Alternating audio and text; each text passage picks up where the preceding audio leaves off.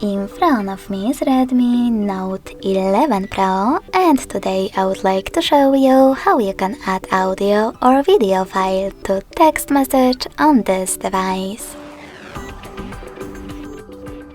You need to begin by opening Messages app and selecting one of your chats. Now tap on this plus icon at the bottom left corner and click on Files next to Stickers. Now you can pick them from here right away or select one of those apps.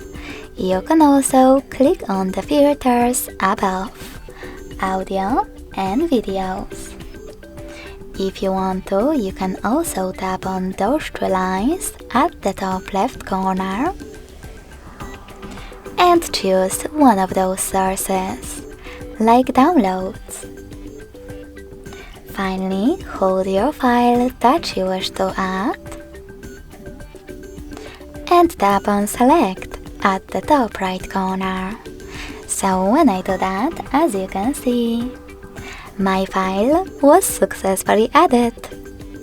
Thanks so much for watching. If you enjoyed this video, smash that like button, comment and subscribe. Bye!